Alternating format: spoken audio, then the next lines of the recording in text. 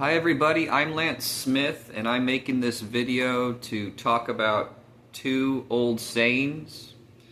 Number one, you don't want to throw that rock, and two, I'm going to take you to college. So let's talk about number one, you don't want to throw that rock first. Okay, so I'm Lance Smith. There's some people that may say Lance Smith has thrown every rock that there is to throw. And that's not the truth.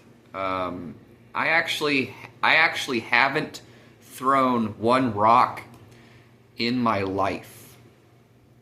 I do defend my country, and that doesn't count as throwing a rock. It seems like I'm throwing a rock when I defend my country, but that's how I defend my country. So, I mean, what is the definition of "don't throw that rock"? What does that mean? I feel like no one actually even knows what that means. It feels like a fighting call out. But I mean, if someone says you don't want to throw that rock, what are they talking about? It feels like they're ready to fight you. I guess my mind was saying like, don't throw that rock. You don't want to break this policy or break this law. Is that not what it means? Maybe it means you don't want to throw that insult.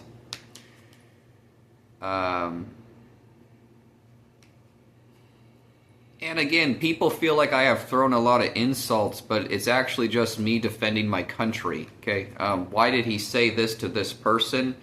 It's because someone else threw a rock at me, so I was just defending myself. I don't know, it's an irritating phrase. You don't want to throw that rock. It really alarms people when you say that. I feel like a really big insult is you need to go kick rocks too. Yeah, saying people you don't want to throw that rock and go kick rocks. It's kind of like... But yeah, I believe people have said Lance has thrown every rock there is to throw. I don't know what the exact definition of that is, but the way I see it, I actually haven't thrown one rock in my life.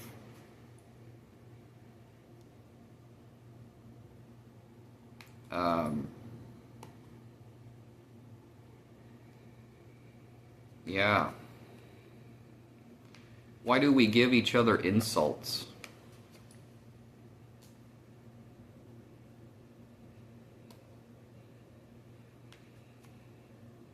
Yeah, I can't recall. Yeah,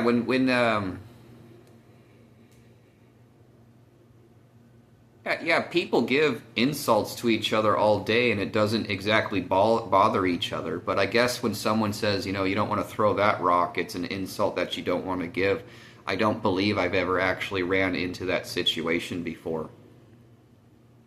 I don't think I've ever given an insult to someone that makes them say you don't want to throw that rock. I mean, court judges have broken law against me, and I have...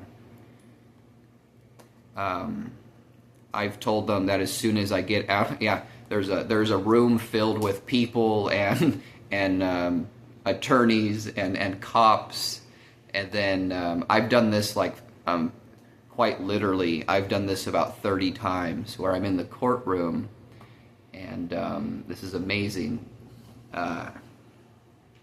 Again, judges, it's against the law for a judge to tell a lie and like do 10 other things. So I got to know court of law so well that I knew all the laws that the judges would break.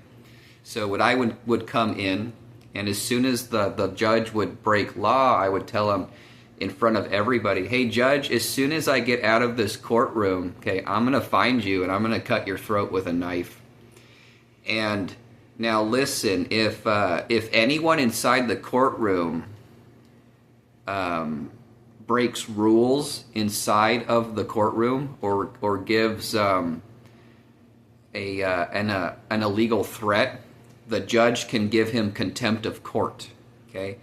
But get a load of this. So the judge will break a law, like lie, and then Lance will speak up and say, "Hey, judge, as soon as I get out of jail, I'm going to find you at your house and I'm going to cut your throat."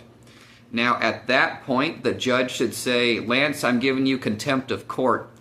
And contempt of court can be anywhere from like 24 hours to jail to 5 years in jail, depending on how serious of contempt of court you gave. But the judge never gives me contempt of court because he's the one who gave contempt of court. Do you guys see what I'm saying? How genius I was in my 14 years of being tortured by judges and psychiatrists. They don't want to bring me to court, but policy and law is actually real. And even though the judge is breaking all the laws, the next thing you know, he has to talk to me in court. Okay? And he goes, "Crap, what do I tell Lance?" And he decides to lie, and Lance shouts out, "I'm going to cut your throat, judge." And people are stunned because the judge doesn't say anything about it. He just kind of goes quiet and goes, hey, Lance, stop talking. And, I get even more violent and more cuss words. And then he just goes, take Lance out of the courtroom right now and go put him back in his jail cell. But he doesn't give contempt in court, and people are scratching their heads like, why doesn't Lance get in trouble for all this shit that he tells the judge?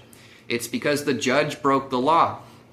It's amazing. So judges will break a lot of laws, but something that they won't do, okay, is if, so here's the catch. This is amazing. Now, if a judge does something like lie intentionally in court, and you tell him I'm going to cut your throat, they won't give that person contempt of court because even if you have a contempt of court charge, you can call for a speedy trial, okay?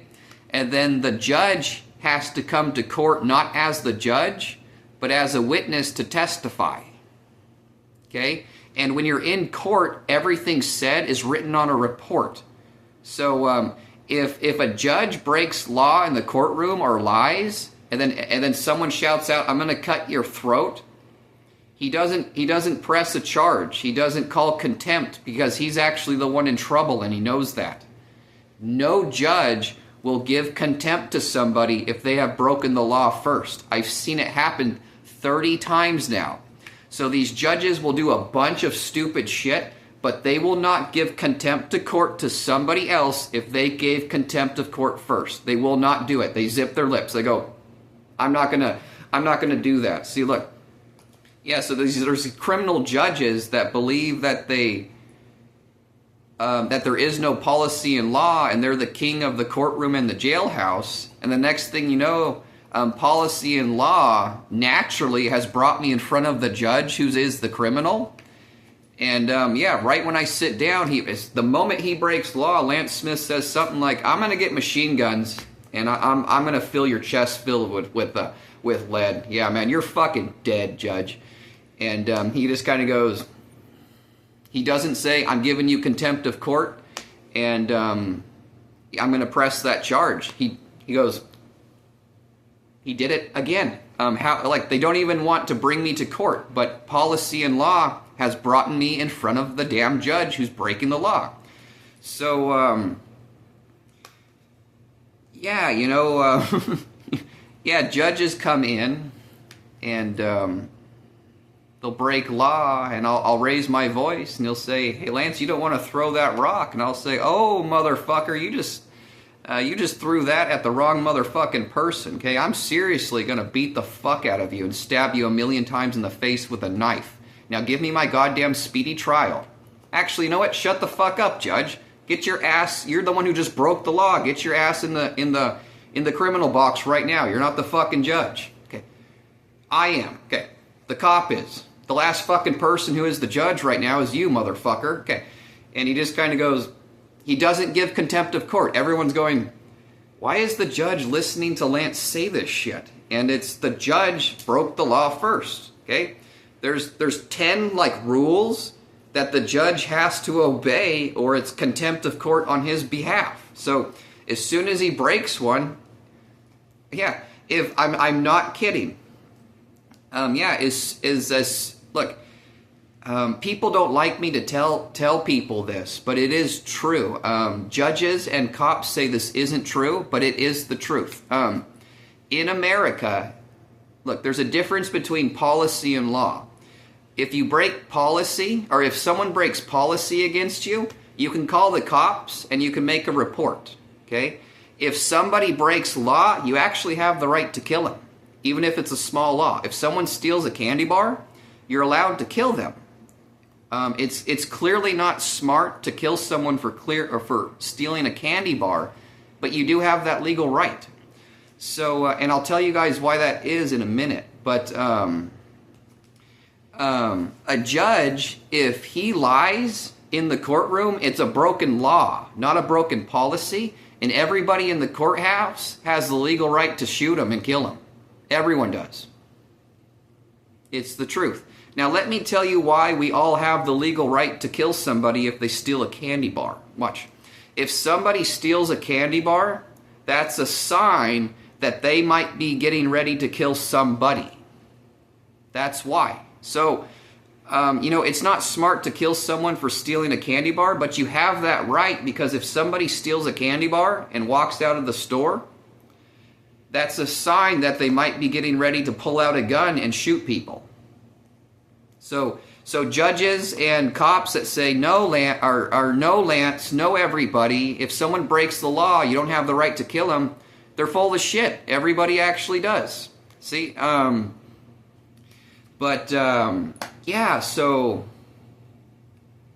don't throw that rock. Again, I believe I went my entire life, if I gave an insult to people and they said, you don't want to throw that rock, I would speak up and say, I know what you're saying. I guess there are some insults that really, really, really upset people, and I've taken the time to understand that but what does you don't want to throw that rock mean? And I feel like it's I feel like throwing a rock is either breaking a policy, a law, or giving an insult that makes somebody want to punch you. Yeah, if you give an insult and someone says you don't want to throw that rock, that means if you give that insult again, they're going to punch you in the face. Yeah, I don't think I've ever thrown a rock, but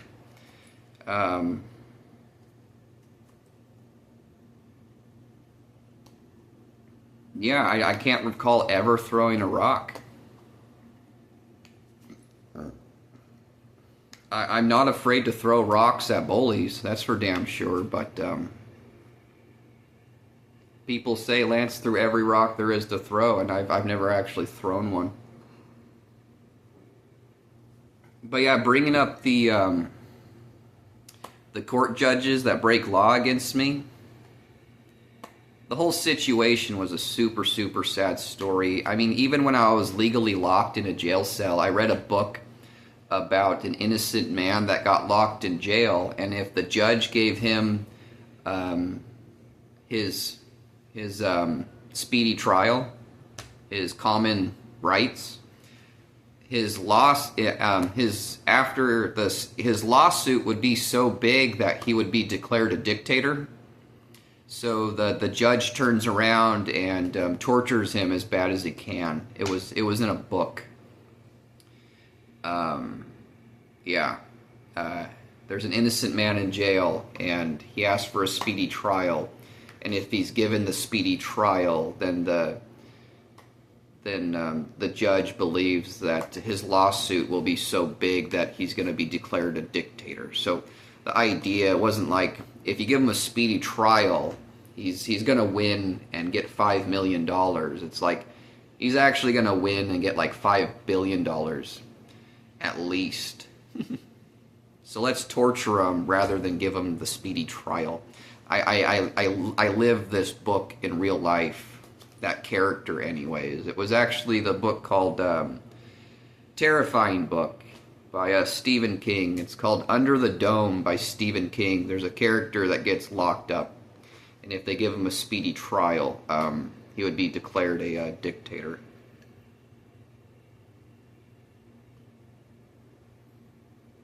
But anyways, this is a real story, and one time I got brought to court, and when the judge broke law, this is on video. People can look this up in the courtroom. It's saved in the system. So he brought me into court, and he broke law. And in court, I took my my pants off, and I turned to the judge, and I bent over and spread my ass cheeks. Everyone saw me butt naked, and I said, "Hey, judge, there's my asshole." Then I turned around, I grabbed my dick and my ball sack, and I said, hey, judge, there's my balls. Okay, did you want to fucking judge me some more? Okay. I know you're breaking the fucking law. And they said, he goes, take him out. So he was the criminal the entire time. So he had the cops brainwashed, and he had the people brainwashed. If the cops and the people weren't brainwashed the entire time, they would have put the judges in handcuffs 15 years ago. But I did live that situation where I quite literally took my pants off and spread my ass cheeks to them. And then I grabbed my ball sack and said, there's my fucking balls there, judge. Did you want to see my balls? Okay. Did you want to judge my asshole? But anyways, after I did that, you guys know that right now, my Facebook is being illegally blocked, okay? And I've told you guys that I'm the Little Mermaid, and you guys know that scene in The Little Mermaid where she gets legs and she walks out on the beach butt naked, and she's given help while she's naked. I thought about trying to bring that to life through my Facebook in one of these YouTube videos, meaning like right now, I would say, yeah, hi, I'm the Little Mermaid, and then I would just take my clothes off and then like show the camera my butthole and my balls and my dick and say, hi everybody, I'm the Little Mermaid, did someone like want to come fucking help me? Or I could do the same thing to the criminal Facebook employee who's fucking with my shit. I could spread my ass cheeks to the camera and say, hey there,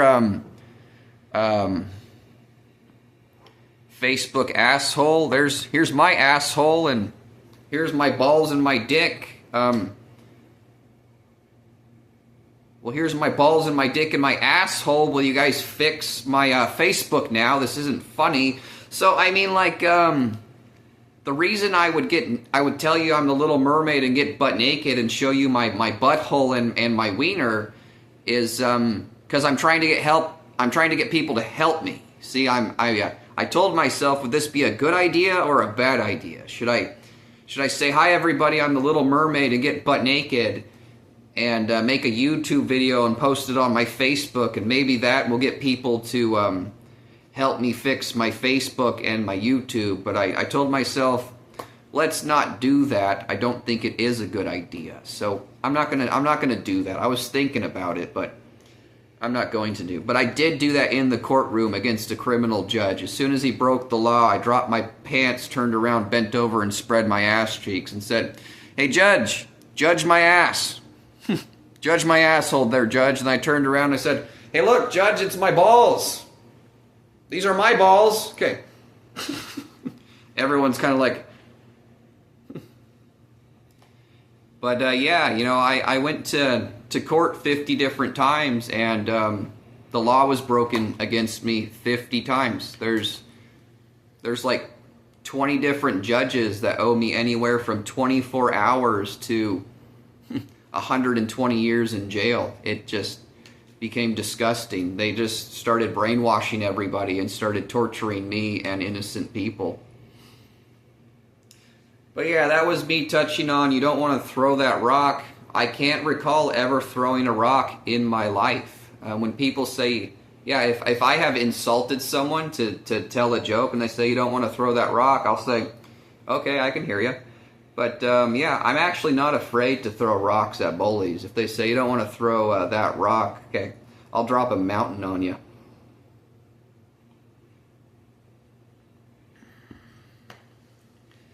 What am I talking about next? The saying, I'm going to take you to college. That saying, when it comes to taking someone to college, there's taking people to college in front of a giant, big body of people. There's taking people to college in a small body of people. Then there's taking people to college when you're alone with one person. Let's talk about the giant body first. When it comes to talking to a giant body of people, I've never been taken to college, not one time. So I'm very careful, and I'm careful and a good listener. Okay, so if you're trying to get a point across, and I'm trying to get a point across, and you tell me, oh, I'm going to take you to college, and, you know, I'm a good listener, and I'm careful, so I actually process what other people say, and I respond, but people often don't process what I say and respond to what I say. So I take in what they say and I respond, and then I say something, and they go thick-headed and cross-eyed and say, I'm going to take you to college. And that's why, again, I'm careful and a good listener. So when there's a huge body of people, you know, 5,000 people, 5 million people, okay, I've never been taken to college. I'm really good at being careful, listening, and giving a speech. When it comes to giving a speech to a large body of people, I am an effing genius. So I've never been taken to college in front of a large body of people. So if there's a large body of people, I feel so damn comfortable whether I'm part of the crowd or if I'm if I am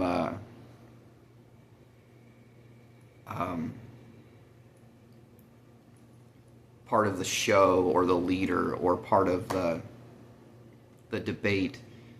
Yeah, a huge body of people, I feel very comfortable. Now, when it comes to being taken to college in front of a small group of people, I've been taken to college every single damn time. I do not have that figured out, but I am learning. If there's a small body of people and someone says, I'm going to take you to college, I get taken to college so damn bad, okay, every single time. I'm learning that, though. Now, when it comes to being alone and someone wants to take me to college, I've never met anybody that actually wants to take me to college. Even people that don't like me, if you find yourself alone with me, you find out that I'm actually really cool, fun, and understanding. Okay, I just support policy and law, and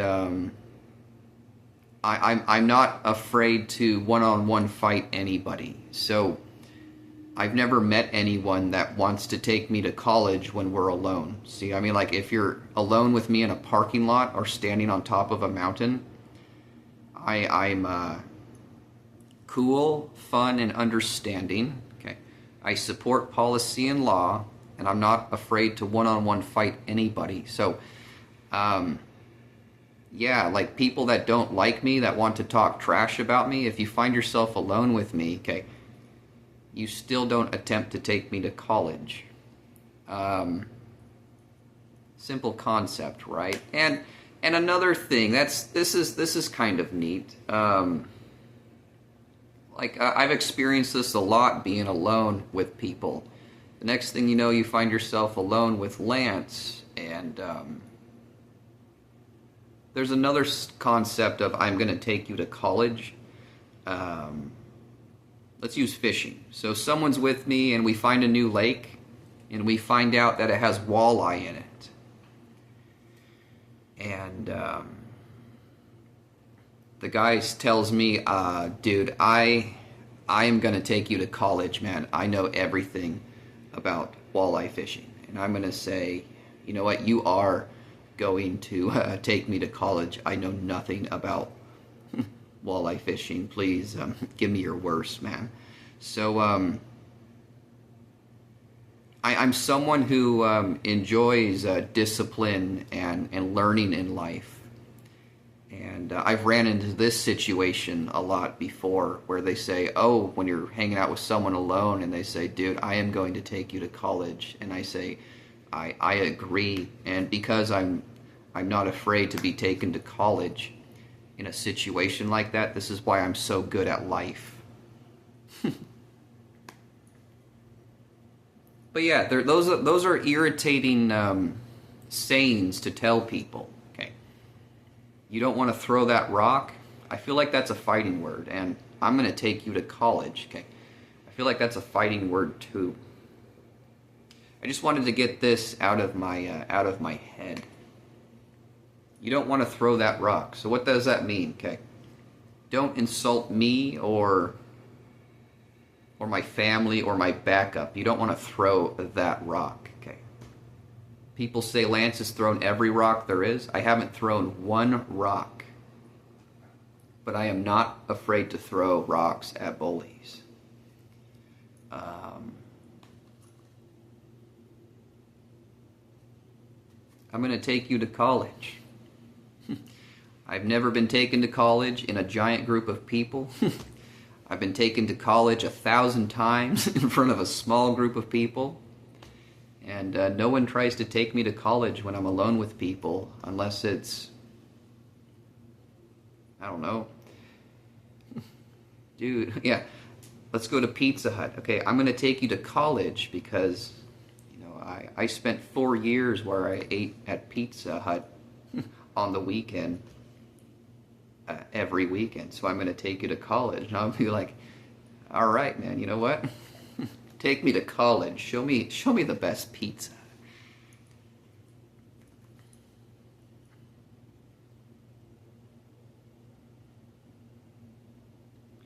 But anyways, yeah, you know, I'm Lance Smith. I know some people have heard about me at this point. So I'm an innocent man that supports policy and law. I've never done any illegal drugs. I don't have a sex life. I'm a virgin. And there's a Facebook employee that has actually framed me as a pedophile and a school shooter. So I don't know what other people have have talked about me or what people have heard about me, but in 2011, okay, I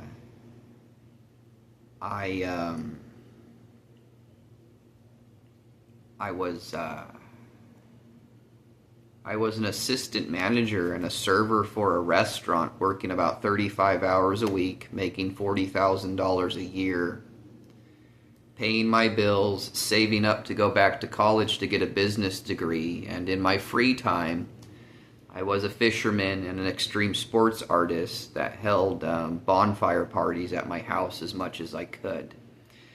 And one night, while alone, while I was sober, I had a common human hallucination, and it was terrifying. So I'll tell you guys what the hallucination was right now. It was just a hallucination.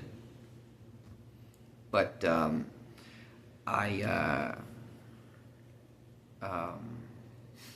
it really sucked.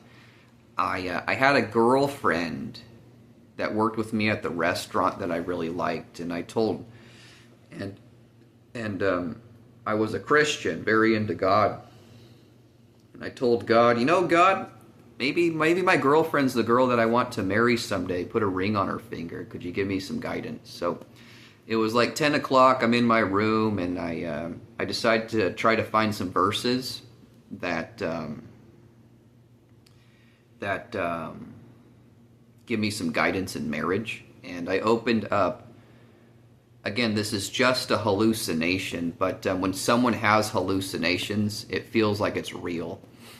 Anyway, so I opened up Revelation in the Bible, and the page on the right, the words went blank, and it turned into a white page. And then this message bled through. It said something like this. It said something like, Lance, now you know what your true love means to you. For this reason, I have forsaken your first love against you. Now I want you to go out and have sex with all the women. Do not go chasing after Jezebel and go back to being a boy. And I shut my Bible, and I screamed, and I felt like throwing up, and I cried. See, it was just a common hallucination, but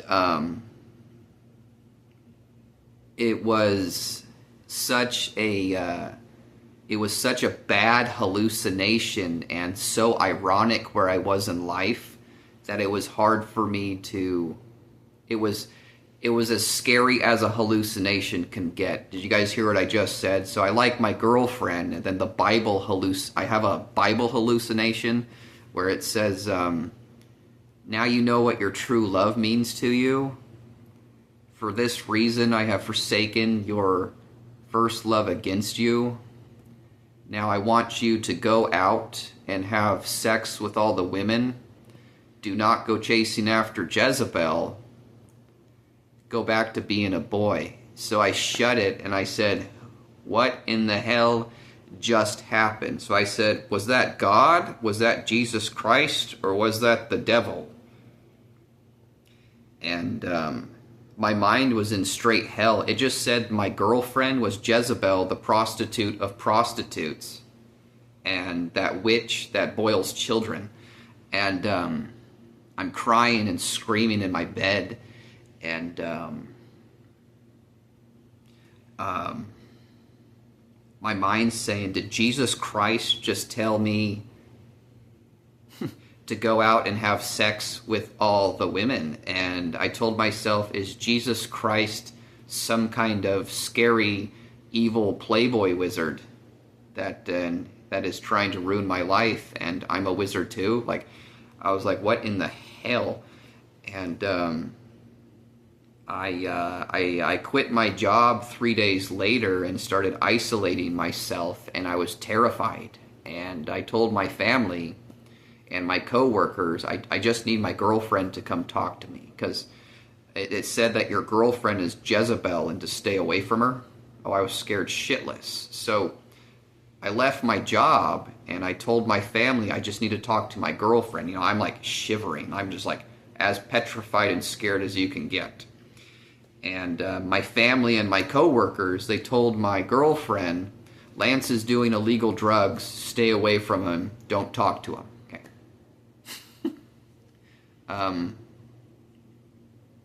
Okay, so after the hallucination,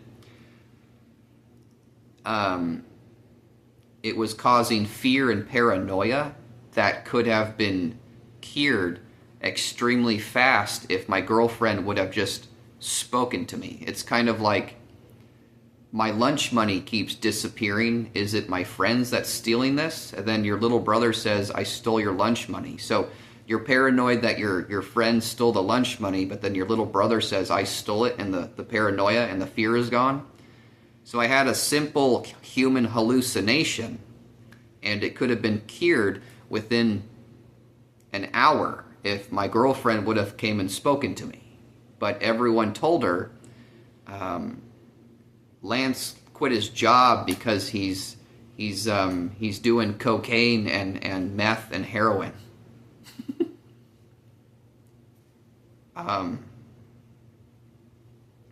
But anyways, 2 weeks later, again, I was in fear that Jesus Christ was a playboy wizard trying to mess with my head. I was in fear that my girlfriend was Jezebel, the prostitute of prostitutes, and she's out having sex with everybody for money. And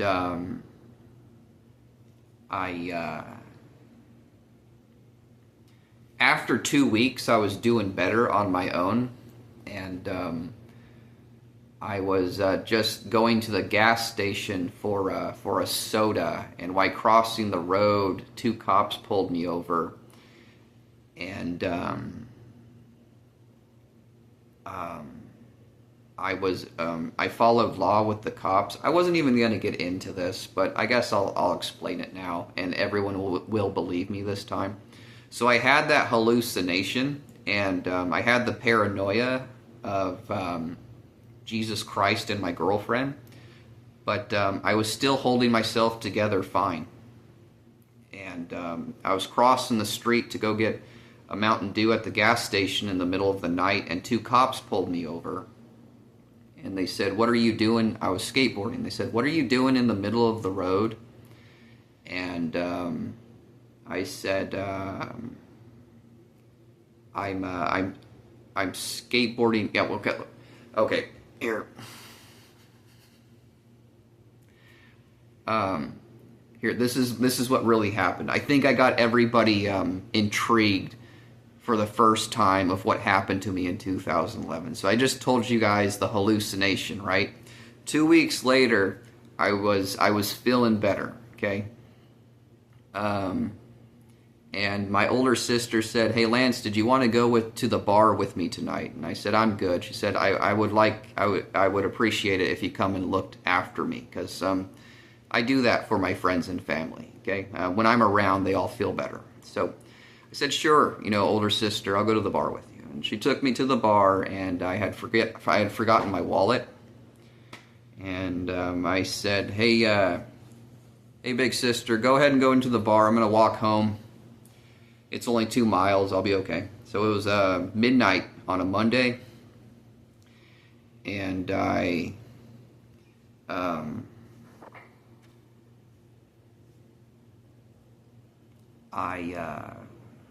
was walking to I decided to walk home, and I looked in the back of my sister's truck, and I found my skateboard, and I said, "Cool," one of my old skateboards, and I was like, "Cool, I'll skateboard home." So I started skateboarding home 2 miles. I was coming to a gas station, and I decided to cross the street to get to the gas station. And I go to cross the street. Midnight on a Monday. It was a popular street, but there was 0 cars anywhere, and 2 cops came flying out, and they pulled me over in the middle of the street. And I stopped, and I went wide-eyed, and I thought to myself, maybe it's illegal to cross the street on your skateboard. Maybe it's like jaywalking or something. But anyways, they got out and they said, "Hey, what are you doing?" I said, "I'm just skateboarding home." And they said, "Well, what are you doing in the middle of the street?" And I said, "Well, with all due respect, is it illegal to skateboard in the middle of the street?" And it was an honest question. My mind was thinking, bikes can cross the road. They can do it on skateboards, can't they? Well, after I said, after I asked the question, with all due respect, is it illegal to cross the street on the skateboard? The cops looked at each other and they said, "That's it." And they ran up to me, and they grabbed me and they brought me to the back of the cop car, and they pushed me on the hood, and they put me in handcuffs, and I was perfectly fine. I thought to myself, maybe they think I'm on drugs or something. Or maybe it's illegal to skateboard in the middle of the street. So I'm in handcuffs like this, with my face on the cop car, and they start patting me down. And they keep patting me down, and I'm like this, and then suddenly I hear giggling, like giggle, giggle, giggle, as the patting down stopped. And I'm sitting there, I'm like, what's the laughter all about? And I lift my head and look up, and this cop is laughing. And then I turn behind me like this, and the cop, he was standing like 4 feet behind me, and he wasn't touching me, but he was air humping me, like he was humping me in the butt. And he was just making a human joke. Okay, but this human joke scared the shit out of me, and made me extremely mad. So this one's laughing at me. He's air humping me, and I stand up and I turned around and I shouted at the cop, "What in the fuck are you doing?" Okay, like my eyes are wide, and goes, "Hey Lance, look, I want you to walk to the sidewalk and just sit there." And I said, "I can do that." So I went and sat down. And I thought to myself, look, in like 1995, there was this McDonald's clerk that there was a McDonald's clerk that accidentally spilled coffee on a customer, and the customer lawsuited McDonald's for $1 million. So I'm sitting there, I'm like, dude, this cop just air humped me. So I told the cops, "Hey, man, you two are screwed." I was like, "I'm getting a $1 million lawsuit, and you two are going to prison." They said, "Lance, just sit there, okay?" I was like, "Okay." And so I watched them for 45 minutes fill out paperwork, and then they walked up to me, and they didn't say, "These are your rights," or "This is what you're being arrested for." They just said, "Okay, get into the cop car." And I was like, "Okay." So I'm in the cop car now, and they take me to jail, and they put me into a jail cell. At this point, I am terrified for my life. I was like, are these cops going to come into the jail cell and like try to rape me? Okay, so I prayed to God for strength like Samson to break down the steel door, and I went to the back of the door, and I ran as hard as I could, and I bucked the door with my forehead. And holy shit, that hurt like hell. Oh, it felt like chains rattled from my head down to my toes. I think I might have cracked my skull a little bit and may have blew a vessel in my brain, okay? Because I smacked, and it was I was an extreme sports artist, so I have actually had 10 minor concussions, and they hurt. This one hurt 1,000 times worse. It was a concussion that went much deeper, and I didn't come out of it right away, and when I came out of it, it still hurt like hell. Okay, so my vision went gray and red. I could see, but it was gray and red everywhere. And this actually impressed the guards. They still talk about it to this day. They opened the... so I just smashed this door, okay?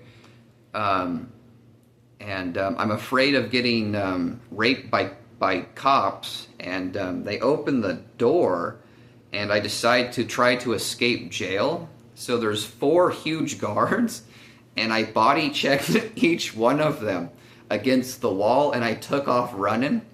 And I get to the main lobby, and there's like 10 guards surround me with tasers. And I'm like, I put my head up, even though I just cracked my skull, and I'm seeing them gray and red. I see 10 tasers pointed at me. I'm like, "Hey, don't shoot me with that. I don't want to feel that. I am listening. I am listening." Okay, and they said, right answer. They said, "Drop to your knees," and I dropped to my knees. And they said, hold your arms out like this. I said, "Okay, I will."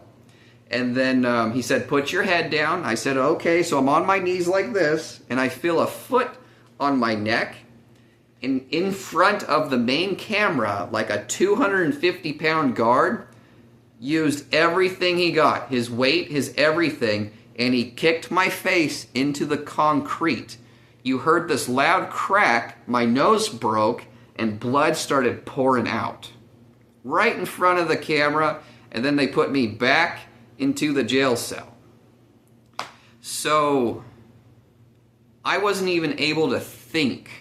I was in so much pain. But I believe that guard that kicked me into the face, I think I might have attempt of murder with him. So my $1 million lawsuit from the cops humping me just went up to like 40 million. But I wasn't thinking that at the time, okay?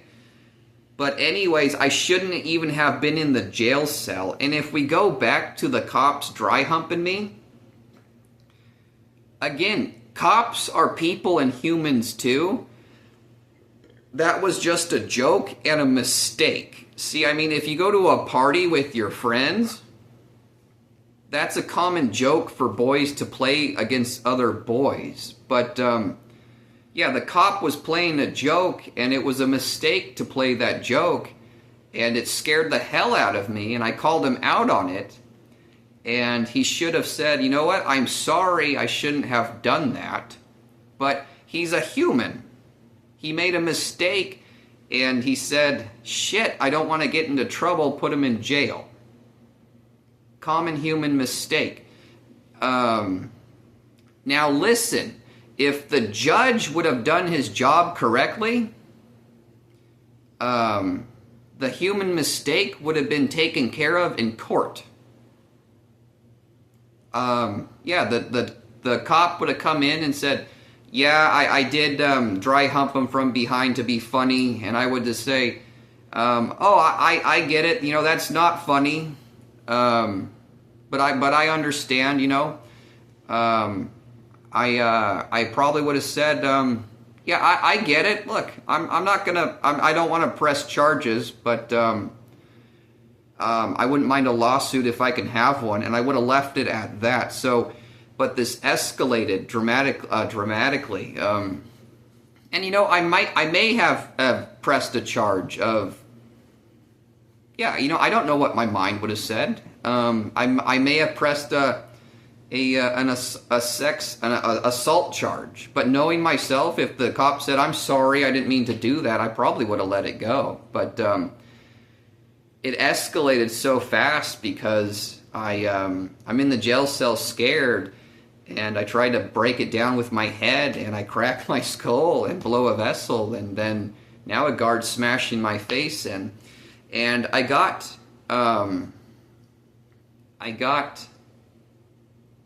bailed out the next day. See, look, if you know, if you go through enough pain, you don't forget things at all. Okay, there is no such thing as forgetting things in life. Even if you're mentally ill, that doesn't mean you're retarded. You still understand things in life. But anyways, so I got bailed out at 8 o'clock the next morning, and I walk home because it's like a mile away from my house, and a cop pulls up and says, you need to get in the car. And I said, no, I don't. I'm walking home. I was like, I'm trying to get to my house so I can get a bag of ice and then get to a medical doctor. And he goes, get in the car. And I said, I don't have to. He said, just get in the car. So I got in the car, and the cop drove me to the medical hospital.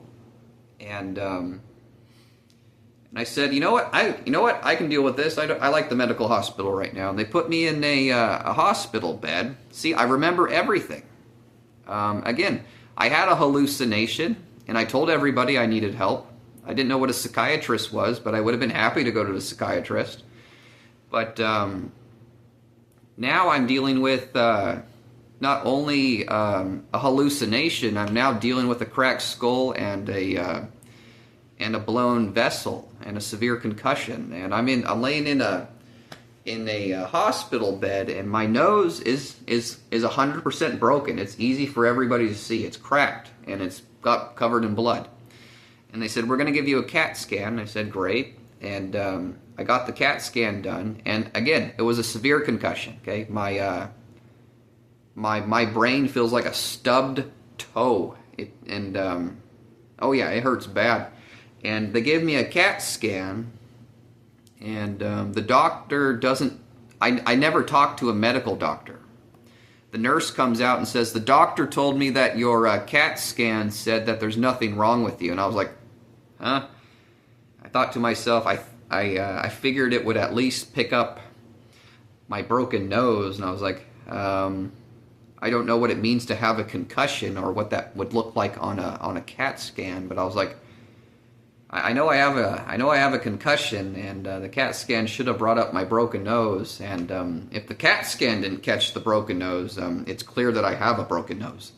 But the nurse said the doctor says there's nothing wrong with you. And then another doctor came in and said, can you take this pill? And I was like, yes, I need a pain pill. And I took it. And it never did anything. And the doctor came and spoke to me again. And I didn't know it, but he was a psychiatrist. He was a psychiatric doctor. He wasn't a medical doctor. He said, "Hey, Lance, I'm gonna send you to a rehab." And I told him, "You know what? A rehab is exactly what I need. I need to talk to a cop. I need to talk to a good doctor, and I need a better pain pill." And he said, "Yeah, I'm gonna send you to a rehab tomorrow." And I said, "Great, yeah." And it was actually a psychiatrist, and he gave me a bipolar pill called Zyprexa. And the next day, they put me in an ambulance, and I wasn't taken to a local mental hospital. I was taken 3 hours away to a mental hospital in Spokane. Okay, so do you guys see how illegal that whole situation was there? Okay, watch. I'm in jail waiting for my court hearing, and I got bailed out. The cops didn't have the legal right to take me to the medical hospital.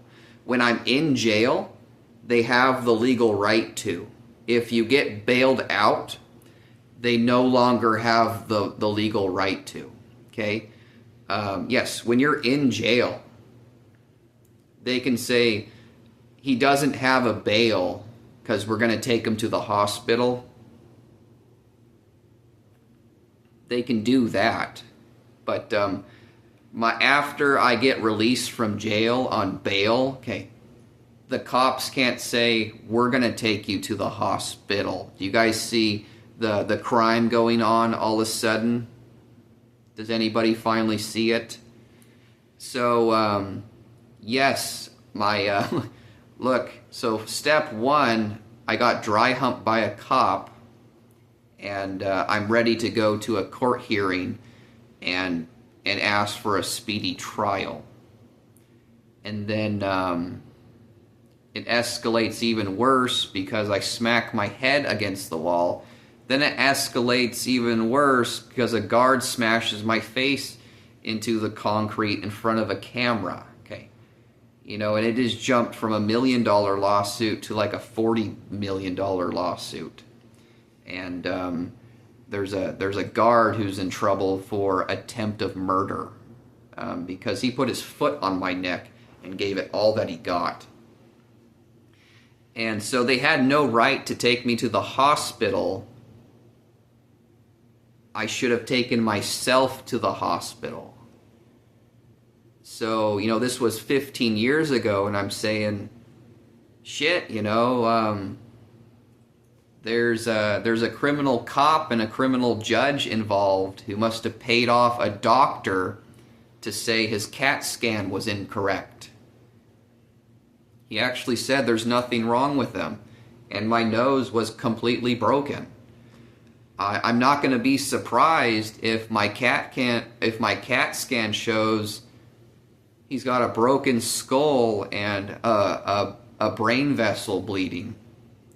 He's virtually in a painful coma, and there might be a cop or a judge who gave a doctor $500,000 and said, we'll give you $500,000 if you say there's nothing wrong with them and send them to a mental hospital.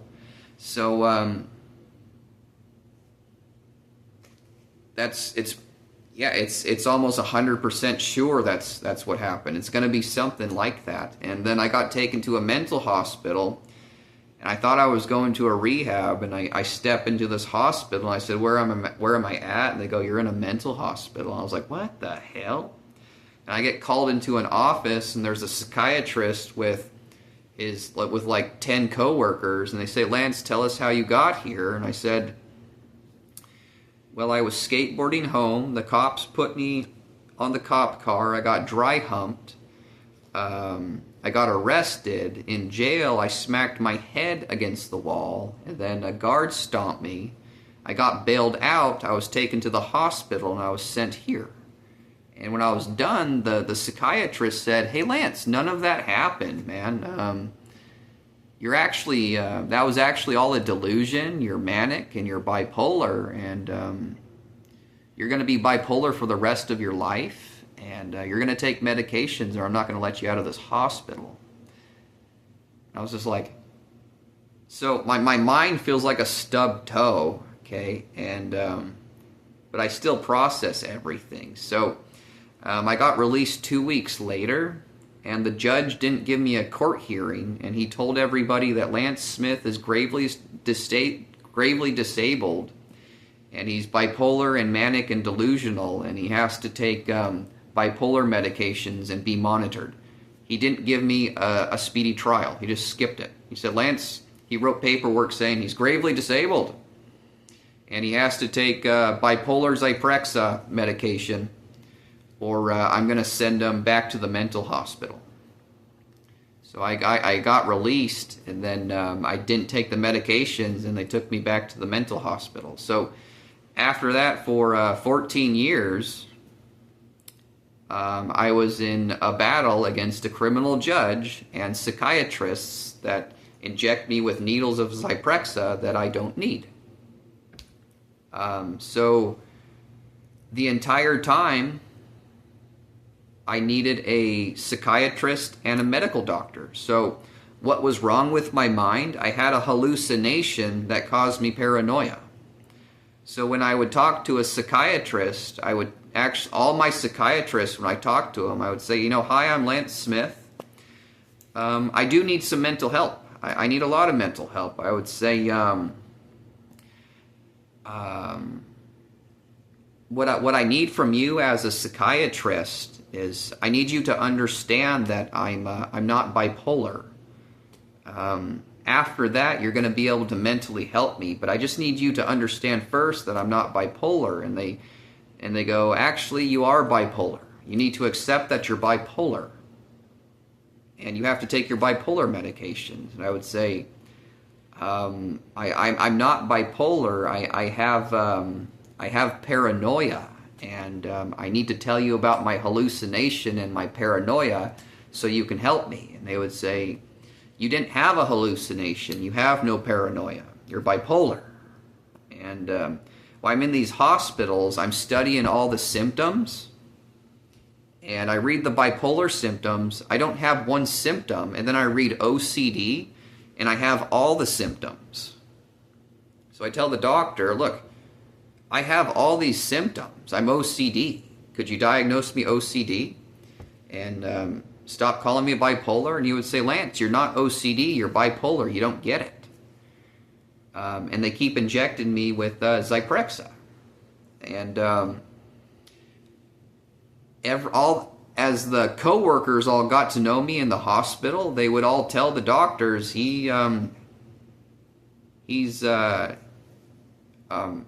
the best mood in the hospital. He's not bipolar at all." And the psychiatrist would keep saying, "He's bipolar. Keep injecting him with Zyprexa medications."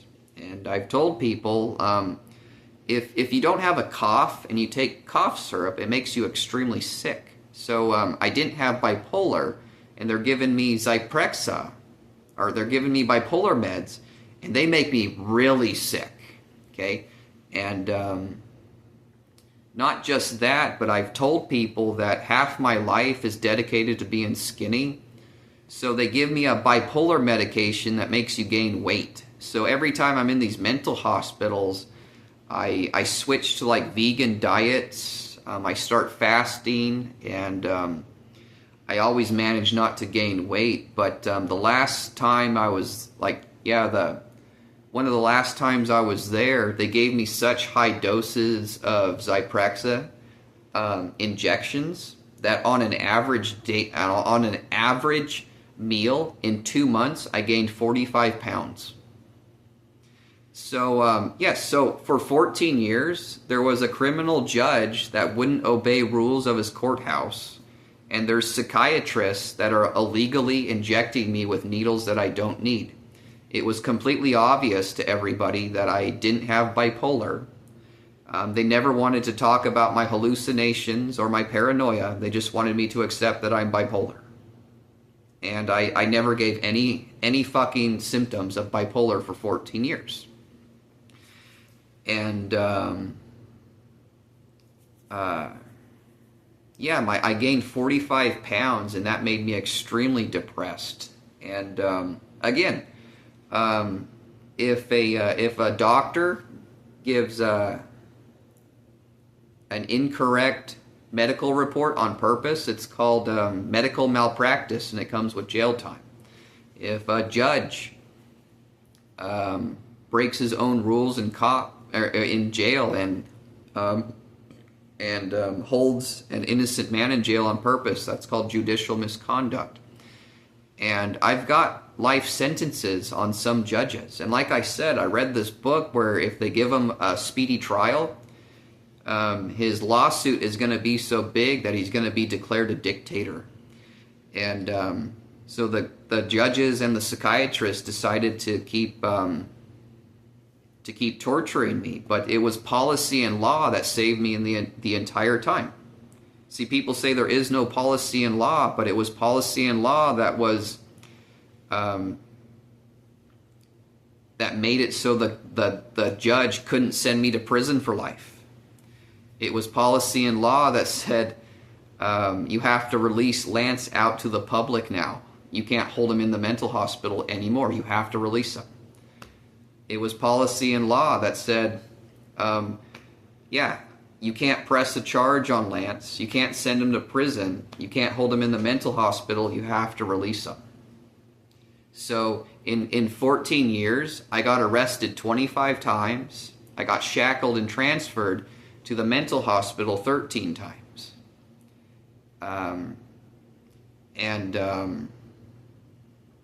They made me take... So you know, like how McDonald's, if you spill coffee, or yeah, the McDonald's lawsuit, the McDonald's employee spilt coffee on the customer. The customer lawsuited McDonald's for $1 million, and it was just an accidentally spill. Now, when I'm in this hospital, they force me to take pills or injections. So I'm always trying to avoid the injection, but I'm trying to avoid the pills too. But these pills, they'll make me take it once in the morning and once at night, and it does nothing but make me sick. It makes it so I can't sleep and so I can't breathe, and it makes me gain weight. And the criminal psychiatrists were enjoying this the entire time. And what I'm saying is every time I was forced to take a pill, that's $1 million lawsuit. And every time I was injected with the needle, it lasts 30 days. So that's every needle injection. It's painful. I don't need it, and it lasts 30 days. That's $40 million. So I spent 5 years in this mental hospital taking 2 pills a day or an injection once a month. So my lawsuit from the mental hospital alone is like $40 billion. What the judges did to me, that's another $40 billion. There's a respected medical doctor. I had a cracked skull and a blown vessel, and he told everybody there's nothing wrong with him. Okay, that's another $40 billion from the medical hospital. Okay, I'm sitting on $120 billion lawsuit. And again, at this point, when I was in the jail and hospital, I was doing genius things, writing to different companies, Fox News, celebrities, the FBI, and I mean, one time I had fasted. I heard that when you're in jail, if you fast long enough, an FBI agent will come investigate.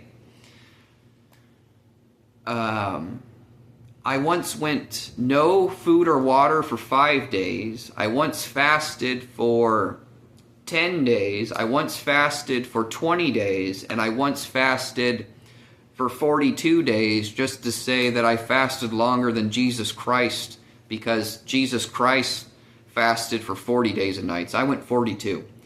The FBI never showed up, and I'm really, really mad at the FBI. I'm really mad at everybody, at all the leaders that could have responded. They could have ended this at any time, but it's turning into this video. But I'm pretty sure that I was being monitored by a lot of good people. There's probably a powerful woman psychiatrist and a powerful man psychiatrist, good ones, that were monitoring me the whole time. They probably knew the entire time that I was being tortured with bipolar medications that I don't need. And that powerful woman psychiatrist and that powerful man psychiatrist that are laughing at me right now, I hope everybody takes them and injects them with 3 times as much Zyprexa as I got injected with. Yeah, if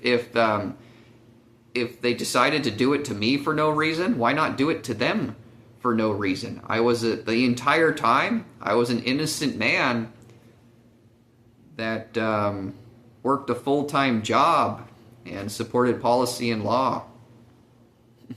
And I've never done any drugs, and I was a virgin. And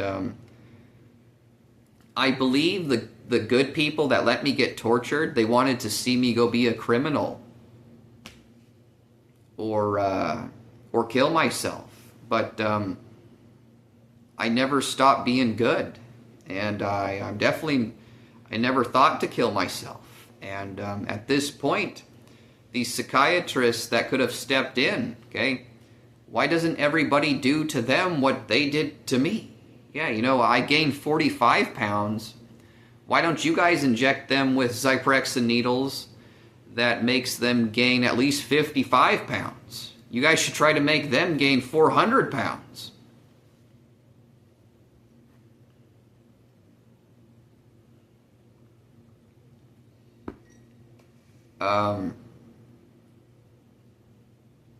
But yeah, at this point, I'm a really, really smart person. And yeah, at age 22, I was making $40,000 a year, working 35 hours a week in a restaurant. And I had been a technician for Target before, and I really like retail. And so my value in life was only going to increase after age 22. So right now I should be making at least $100,000 a year. But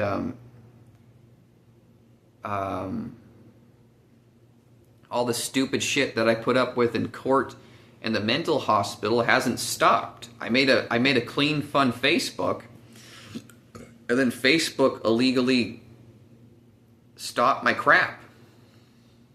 So now I'm stuck right here, trying to reach out to people still. But I'm really smart, so right now I'm worth at least $100,000 a year if I just go get a simple technician job or retail management job. Maybe not $100,000. $40,000 a year. Yeah. Right now I'm worth $40,000 a year as a retail coworker or a common technician. $40,000 a year right now. But I am sitting on a $120 billion lawsuit. And what I'm trying to tell everybody is I understand attorneys. I'm a pro se attorney myself. I understand attorneys. I understand medical doctors. I understand psychiatrists. I I am a psychiatric doctor myself. I studied psychiatry for 8 years. On my own, I studied psychiatry 40 hours a week for 8 years. Therefore, I am an unlicensed psychiatrist. Okay, not a psychologist, a psychiatrist. I also know psychiatric medications better than most psychiatrists, if not all of them. Okay, I may be the best psychiatrist on planet Earth. Okay, it's very possible. Okay. And there was good psychiatrists that could have gotten me out of my situation, but they decided to laugh. And I happen to know that psychiatrists hate feeling any amount of pain. So that's why I'm saying these good psychiatrists that could have gotten me out of the situation, yeah, you guys should inject them with Zyprexa needles, the heaviest doses that you can give for like 5 years. Yeah. The needle hurts when it goes in. I would tell people, can you numb it first? They would say no, and they would stick it in your arm and inject it, and then you can't breathe. You feel your mouth feels like crap when it ruins your taste buds. Your vision's blurry. You don't sleep at night because you can't breathe through your nose. So these psychiatrists are laughing at me. Why doesn't everybody laugh at them now? Because there was no point to do this to me. Again, half my body or half my life is dedicated to being skinny. And I gained 45 pounds. I have had a perfect body my entire life, and now they're just injecting me with shit just to make me fat and feel sick. So these psychiatrists, why not do the same thing to them? I bet you they're all in shape and skinny and pretty and healthy. It's kind of like, now prick them with the painful needle and make them gain 55 pounds instead of 45 pounds. But you know what? Blow them, yeah, make them gain 400 pounds. That would be funny. Look, see, it wasn't funny, and I've been telling people, look, because I'm a good leader like you guys are, if you torture me, policy and law and good people are going to torture you back. Do you guys get it? The whole time I was an innocent virgin that does no drugs, that does his job in life, and you guys chose to abuse a good man and try to make him go criminal and kill himself. I never went criminal. I never thought to kill myself. And I needed a common psychiatrist the entire time to say, Lance, would you like to talk about your paranoia and your hallucination? And again, I'm a pro se attorney and a psychiatrist, so I know psychiatrists and attorneys very, very well and what they put up with in life. An attorney's job and a psychiatrist's job is very, very easy. And I'm not going to get into it right now, but it's an important job. It is easy, and I know what they put up with. When you talk to people when they're talking about their mental health, a lot of times they're talking about rotten shit and satanic violence that you don't want to hear. But there's no reason for a psychiatrist to complain to everybody about that, because that's what you signed up for, okay? You went and studied how to help people with the problems in their mind, and if you don't want to hear people talk about rotten shit and satanic violence, quit your job, okay, and go become a mechanic or a medical doctor or a technician or a farmer, okay? So these psychiatrists are complaining, you don't get it. I listen to all this crap all day, you know, and it's kind of like, I understand the importance of your job, but nobody wants to hear you complain about listening to violent stuff from people, because everyone has stuff that they don't want to deal with in their own job, and psychiatrists get really upset having to listen to rotten, violent stuff, but that's what you wanted to do in life, and then you want to turn around and complain to people and torture innocent people. So all the good psychiatrists that laughed at me and got me tortured, I'm hoping that everybody just tortures you back. Look, there's probably going to be a beautiful psychiatrist who's really, really respected, and she's laughing at me right now, and I'm hoping, yeah, I got tortured for 5 years. Torture her for 10.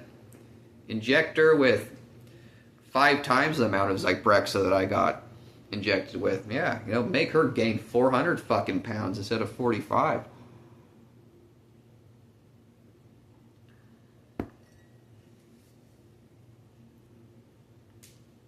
Yeah, so over the years, I never stopped being a good person, never stopped seeking out help from a psychiatrist. There was just no psychiatrist that would stand up for me, that would actually give me a real diagnosis. So, yeah, it wouldn't have taken much for a psychiatrist to fix my life.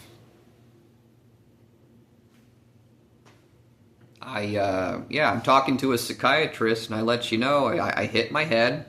I had a hallucination. Can you help me with my hallucination and my paranoia? Stop talking, accept that you're bipolar. It's kind of like, well, I'm Lance Smith, this is life, and after this meeting, you're in technology is further as it has ever come, and you're writing all this crap in the technological reports. I'm Lance Smith, and you're acting like I have no power as an American citizen, and like I'm never going to have any power as an American citizen. You treat me as just nothing. The invisible man. Just, you're talking to an invisible voice and an invisible person, but can you guys see me? Look, I don't look stupid, do I? I'm not stupid, and I'm not criminal. I'm trying to get everybody back for just torturing me for no reason. But yeah, in over the years, I was trying to get a job, but I needed a psychiatrist to tell everybody he's not bipolar. See, if you're not bipolar and a psychiatrist is telling 400,000 people in your city that you're bipolar, it's like, I'm trying to get a job, but everybody says I'm bipolar when I'm not, so they won't hire me. Like, I've told people, if I have a mental illness, I'm happy to accept that and take medication. But if you're diagnosed with the wrong diagnosis, and everybody believes it, and you're not that diagnosis, you can't get a job. They go, he's bipolar, but he's not acting like he's bipolar. It's because I'm not bipolar. Look, so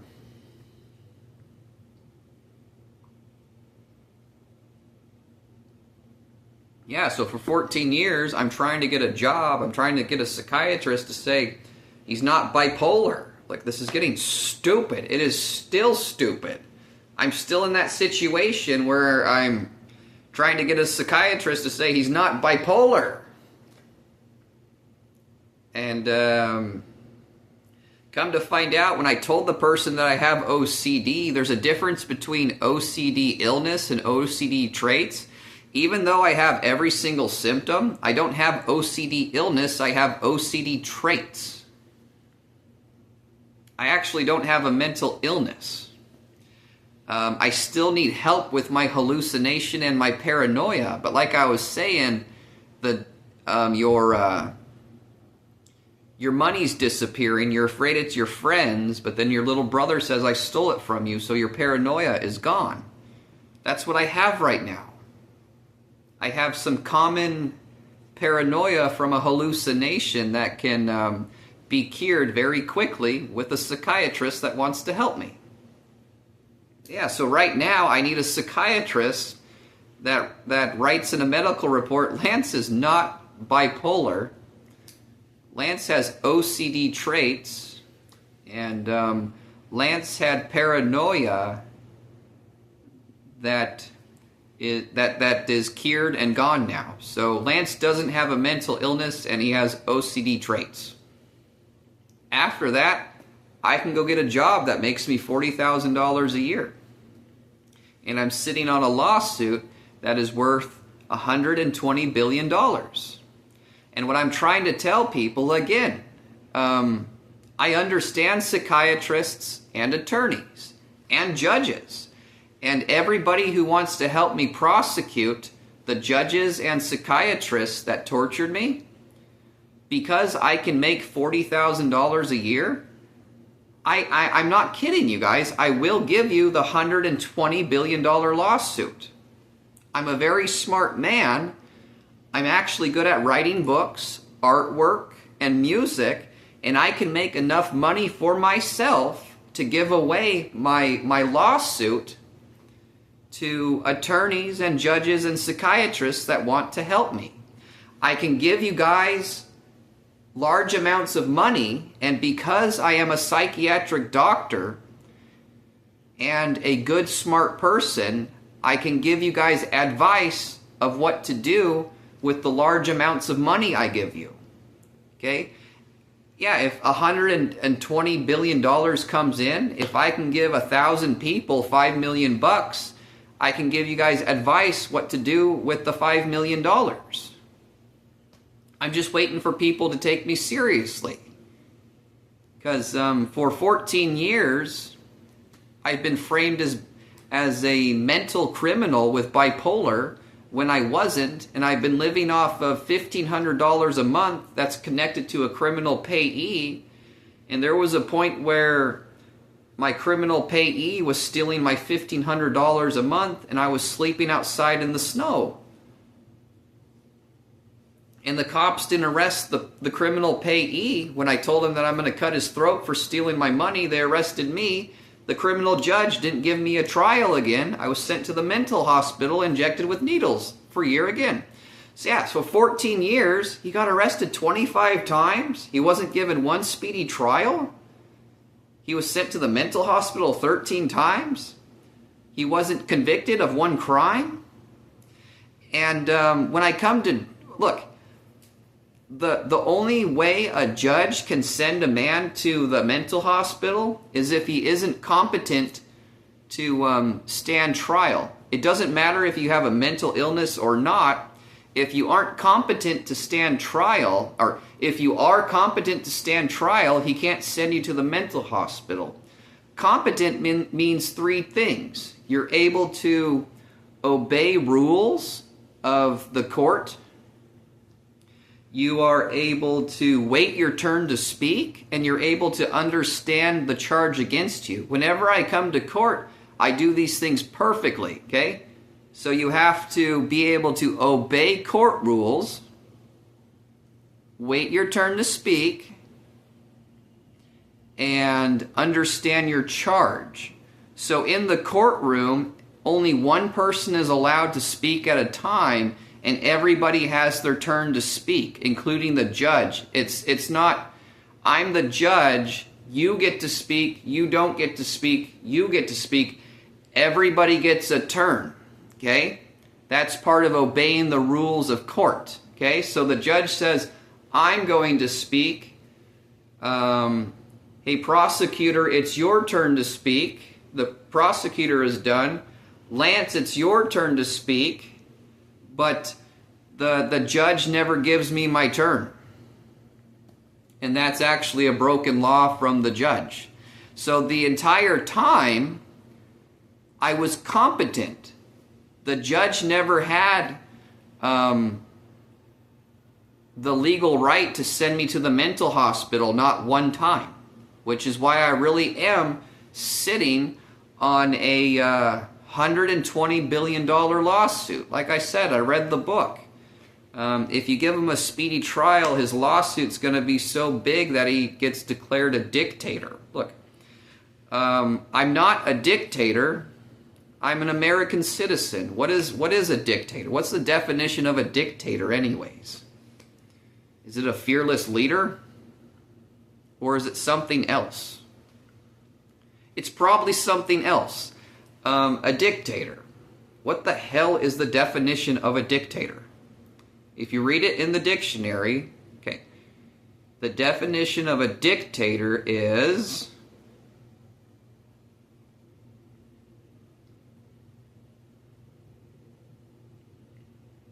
if it's a fearless leader, then I am not a dictator because there's some things that I fear in life.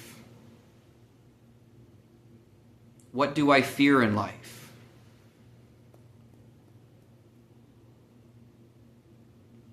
Trying to think, what do I fear in life?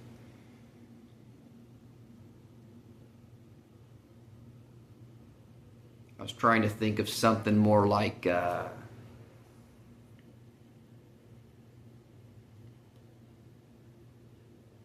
running out of toilet paper. I fear that. I guess that doesn't count. You know what? I would be a fearless leader. Yes. You know what? Yes. If the definition of a dictator is a fearless leader, then I am a dictator. And there's actually a lot of dictators in life. There are a lot of fearless leaders. But I don't think that's the definition of a dictator. I actually don't know what it is. I'll have to ask my Gemini. Dictator doesn't mean terrorist, does it? It might. A dictator might be a terrorist. Or does it mean, look, if dictator simply means fearless leader, then I am a dictator.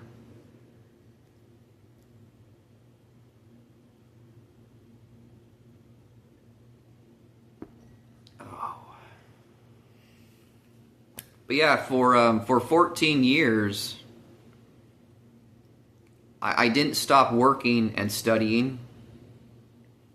I battled a lot of evil people, and I didn't win all my battles, but I set up battles for people to win in the future because I'm a very smart person.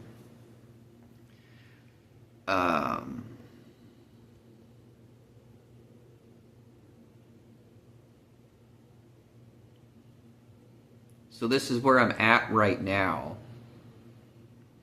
And I'm still trying to get people to help me. But man, I am so mad at those judges that screwed me over. And they keep telling people you can't put a judge in jail. And that's not what policy and law says. So we're all just waiting for the cops to put handcuffs in them and bring them to court for a trial.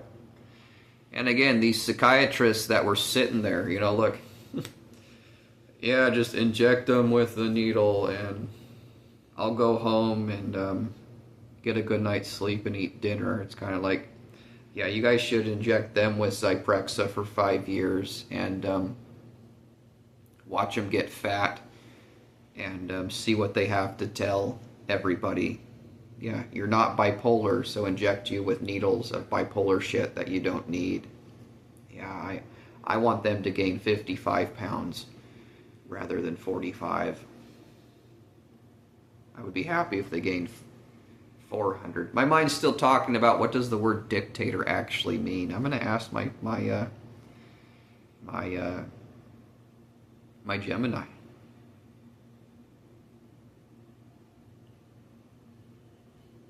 What the hell does dictator mean?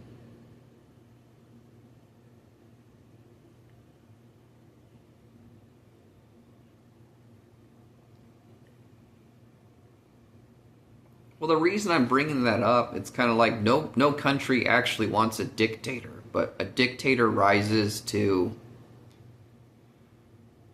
It seems like a dictator would rise to help good people.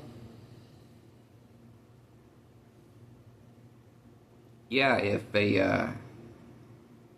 could there be a bad dictator versus a good dictator? So a bad dictator rises to screw over everybody, and a good dictator rises to save a government? Does it just mean leader?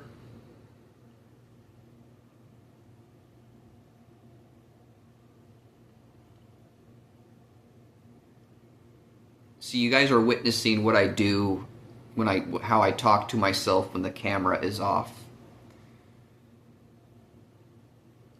Yeah, see, isn't this fascinating?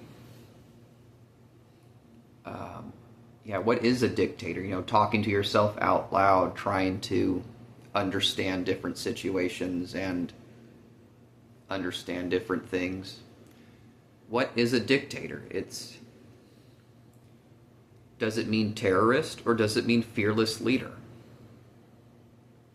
What do you guys think it should mean? Does everybody like the word dictator? I don't really like it myself.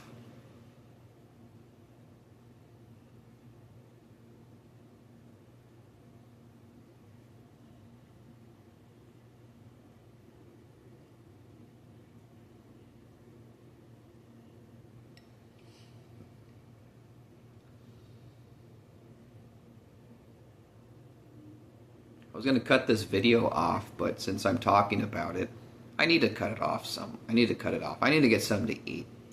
What does the word dictator mean? Does it mean fearless leader or does it mean terrorist? Does everybody want a dictator or does everybody not want a dictator? I'm someone who doesn't want a dictator, but dictator, terrorist. Dictator, terrorist. Dictator statue. My mind does some interesting things. Dictator. Terrorist.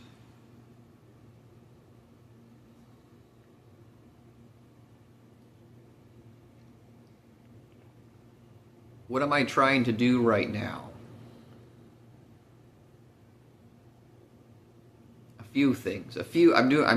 By making this video, I'm achieving 5 genius things, and I'm not giving one of them away. But I am trying to get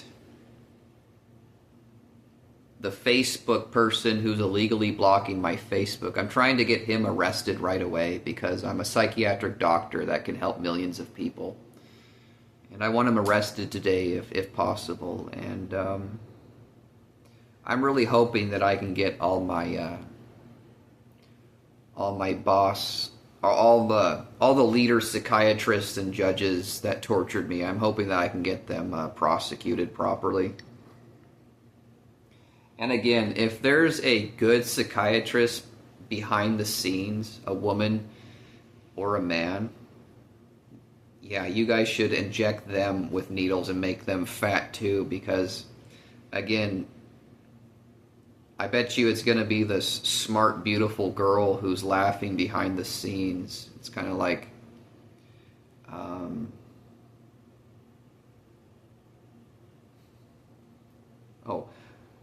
welcome back to high school. Look, yeah, so you're 36 now, and I bet you feel like you're 17 and you're in trouble with your own fucking clique.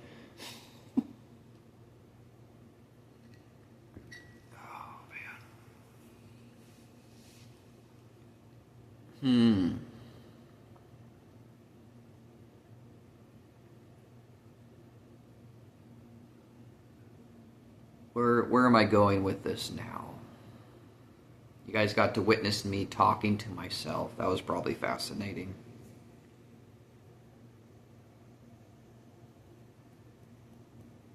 I'm trying to get, my mind's stuck on the word dictator now. Does it mean something good or does it mean something bad? Okay.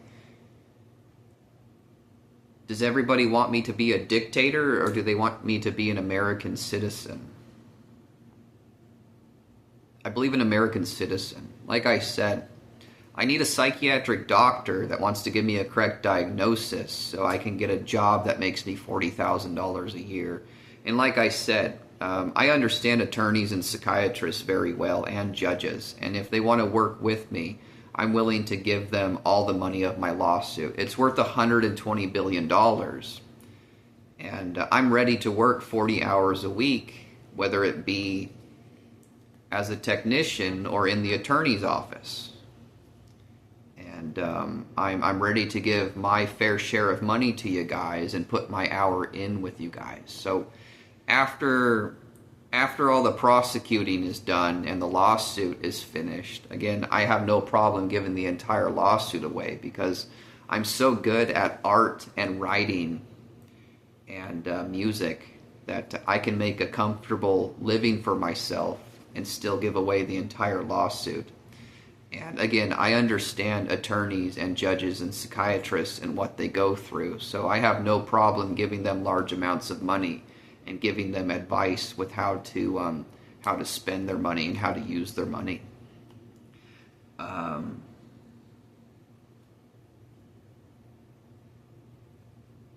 Do people want the word dictator to mean something bad or mean something good? I really don't know. If you guys want it to mean something good and label me a dictator, I can accept that. What do I want to be labeled as? To be honest, right now I want to be labeled a victim. And I want to be taken into a psychiatric doctor's office and a medical doctor's office and an attorney's office. I would like help from everybody. I went through some really, really painful torture. And I battled a lot of evil people, and I'm still in this battle, and I'm not going to give up.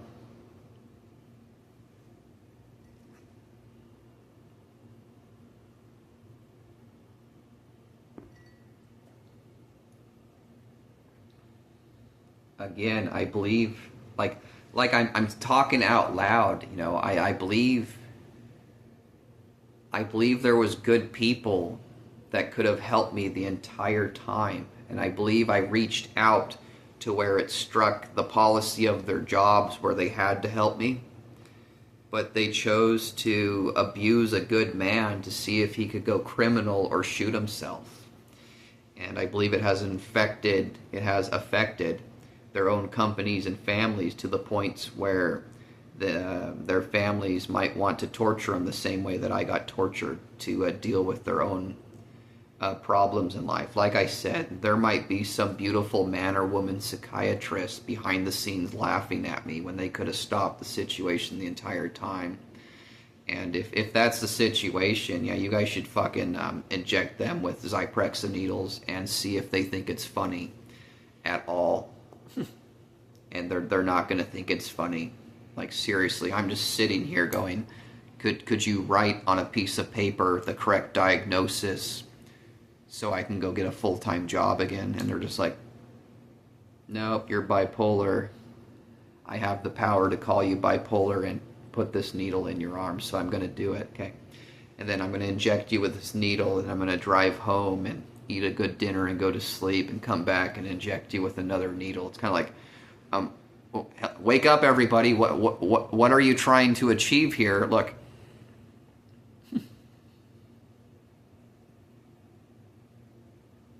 Okay, I need something to eat. So yeah, you guys got to witness me talking to myself and brainstorming. Again, I'm a good person. I support policy and law. Never stop being a good person. Now you guys know the hallucination I had. To be honest with you guys, I have made 3 medical discoveries, and one of them is I honestly discovered what causes hallucinations, and this is going to help a lot of people. But again, I need psychiatric help right now. I need attorney help. I need society help. I need family help. I need help from everybody. I'm sitting on a $120 billion lawsuit. And I'm not going to stop working. So, I mean, do you guys want me to get a full-time job in society as a retail worker or a technician? Or do you guys want me to spend 40 hours a week in the attorney office with you guys as a pro se attorney helping you guys prosecute?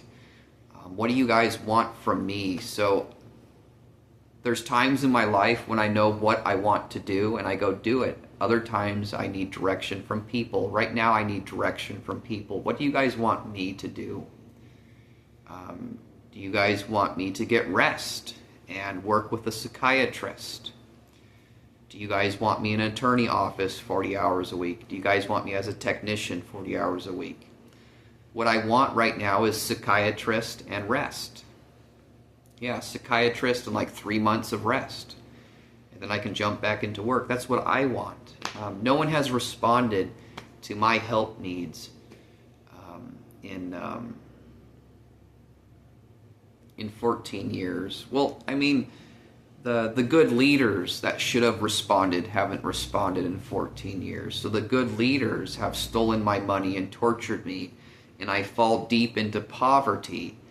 And everybody deep into poverty is helping me. Every time you guys push me off the cliff and you guys want me to go evil or kill myself, there's people in poverty with full-time jobs that are helping me everywhere, and they keep picking me up and bringing me back.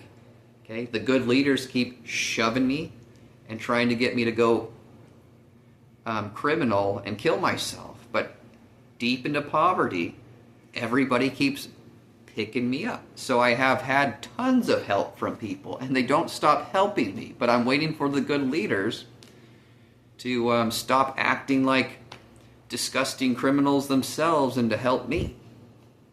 You guys haven't done it yet. I'm 36. You guys haven't helped me in 36 years. I believe starting in kindergarten, it showed that his parents are abusing him, and you guys didn't step in. Middle school, yes, his parents are abusing him. Don't step in. High school, it's clear that his parents are abusing him. Don't step in. Okay. After high school, yeah, and I was doing, yeah, not just that. High school, he did some academic genius stuff that we have to give him recognition for. Let's not give him recognition, because I don't know what is going on with you guys. Like, my life is messed up and you can turn it around, but you don't want to. It's kind of like it's gonna catch up to you. Yeah, everyone gets what they deserve in life. Like I said, if a 3-year-old girl gets raped, if she chooses to be good, she's going to get what she deserves in life. Okay, I spent 36 years of torture and abuse. I'm not going to give up on being good, and I'm going to get what I deserve in life. I'm going to get that psychiatrist. I'm going to get a full-time job. I'm going to be able to make $40,000 a year and buy good groceries and a good bed and a Nintendo and a cheap brand new car and go out to eat at nice restaurants. I'm going to get there. I'm going to get what I deserve in life. But again,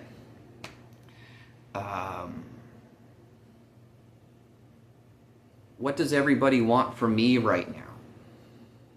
I don't know what I want to do right now other than get to a psychiatrist and rest and sleep for 3 months before I jump back into 40 hours a week of work. That's what I want. But what do you guys want from me? Do you guys want me to work 40 hours a week, an attorney, be a technician?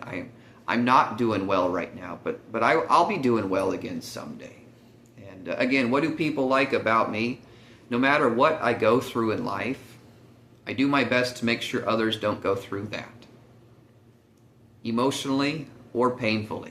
I tried to teach people how to avoid emotional pain and physical pain, but I'm in emotional pain right now, and I need help from a psychiatrist. I need help from society. I need help from family, and it hasn't happened yet. You know, when I'm in poverty, there's all these people, countless people, hundreds of people helping me every day. And I should be the one helping the people in poverty, not the people in poverty helping me. But the good leaders, they aren't stepping in. They're screwing over their own families and their own kind. And yeah, there's some psychiatrists that I hope get injected with Zyprexa needles that don't need them. I want to see them blow up like balloons and see how you guys enjoy being fat when you're not actually fat.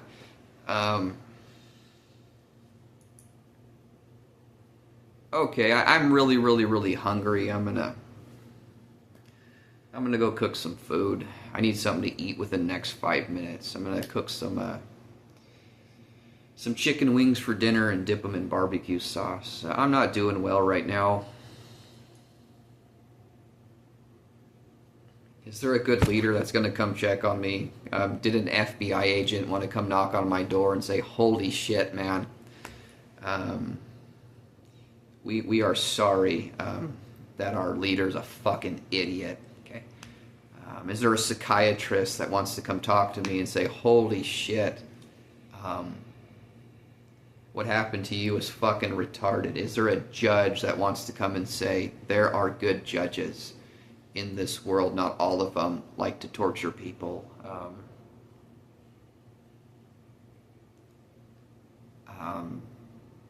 Is there an attorney that says, you know, I want to work with you to make a good difference in this life? I'm able to pick people up if people want to pick me up. Again, people in poverty, okay, they have full-time jobs and they do paperwork and they fill out insurance for me. They do so much. They give me care packages that are coming from charities. But I love their help from me, and I learn from it. But what was stupid the whole time is I should have been the ones helping these people in charity, not them helping me. Okay? Because Facebook has framed me as a pedophile and a school shooter. Look. and rich, smart psychiatrists are injecting me with needles, and powerful judges, okay, are having me locked in cells that I don't need to be, and they're not giving me my speedy trials. It was all a freaking nightmare, but I never gave up on good. I never went evil. I'm not going to kill myself. I'm an American citizen, and I want to be treated like an American citizen. For the last 14 years, I've been treated as what? The invisible man? Anything else?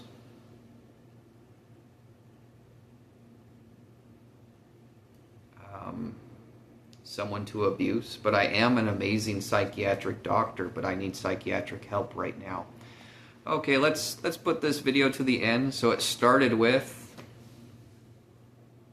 what do those two sayings, let's talk about two sayings. You don't want to throw that rock, and I'm going to take you to college. So